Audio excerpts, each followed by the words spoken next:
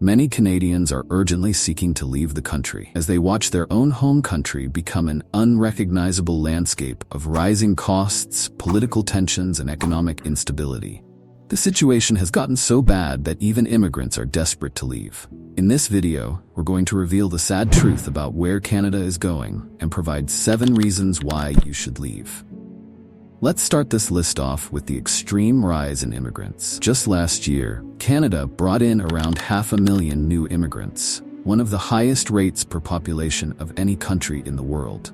The number of immigrants that have come to Canada has greatly outnumbered the costs of houses being built, leaving many Canadians without a home.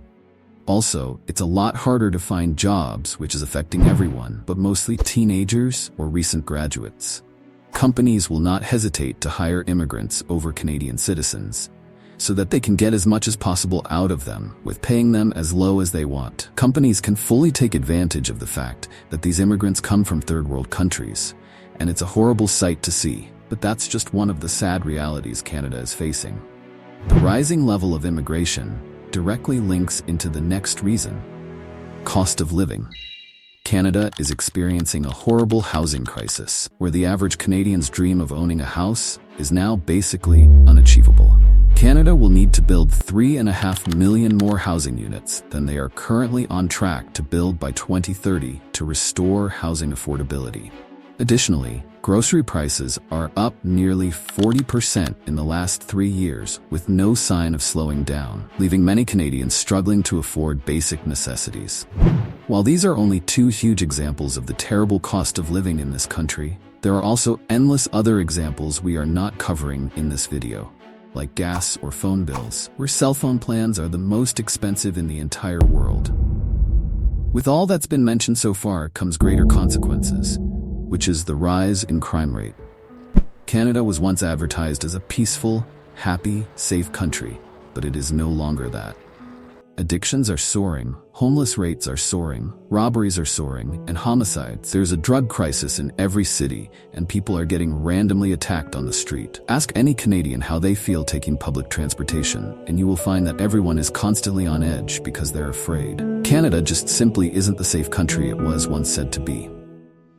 Now let's talk about what Canada is notoriously famous for: the harsh climate. Most of Canada is very cold, with the warmer areas being ridiculously expensive to live in, forcing you to either spend lots of money or relocate to cheaper cities like Winnipeg, where there is an average of 113 days per year, with temperatures below freezing and about 50 inches of snowfall annually. The harsh weather isn't just an inconvenience. It leads to greater costs. Snow and ice damage roads, causing frequent repair. The intense cold and constant road salting accelerate car rusting. Homeowners face increased costs as roofs, pipes, and foundations suffer from cold damage. As you can see, this list can go on and on forever. Things just get worse with the next point, which is the 9-to-5 work then die culture. In Canada, it often feels like you're trapped in a cycle of working just to cover the basics. Without much room for growth or innovation, there are fewer startups and less entrepreneurial activity, partly because it can feel like the system is working against you. High taxes, strict regulations, and limited resources make it tough for new businesses to thrive. The harsh weather also plays a role in dampening motivation. Months of cold, dark days can lead to seasonal affective disorder and a general lack of energy. People end up feeling less inspired to take risks or pursue new ventures, settling into a routine that feels more like survival than living.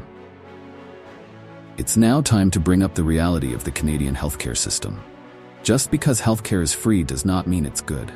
The reality is, the system is overloaded, and long wait times are normal. It's not unusual to spend 10 hours in the emergency room waiting to be seen, and in some cases, people have tragically died while waiting for care. With understaffed hospitals and a growing population, the healthcare system is struggling to keep up, leading to delays in critical treatments. Free healthcare might sound ideal, but when it comes to timely and effective care, the reality often falls short. Then there's the issue of woke culture, which seems to be everywhere. The government claims to promote inclusivity and combat racism, but in practice, it feels more like another form of control. Companies and institutions are pressured to follow strict diversity quotas, often prioritizing hiring based on factors like race, gender, or political views instead of merit.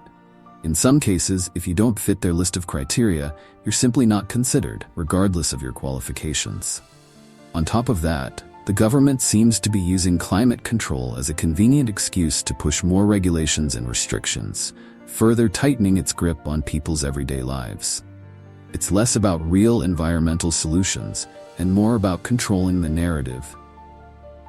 Now that you're well aware of the problems in Canada, it's pretty clear that it's in a horrible state, with no sign of recovery. Each one of the problems mentioned feed from each other and are constantly getting worse. The next step is obviously to leave Canada. So, if you're looking to live a safer and more affordable lifestyle, we've recently compiled a list of the top 7 cheapest and safest countries to immigrate to. Thanks for watching Global Nomad. Please like and subscribe if you enjoyed this video.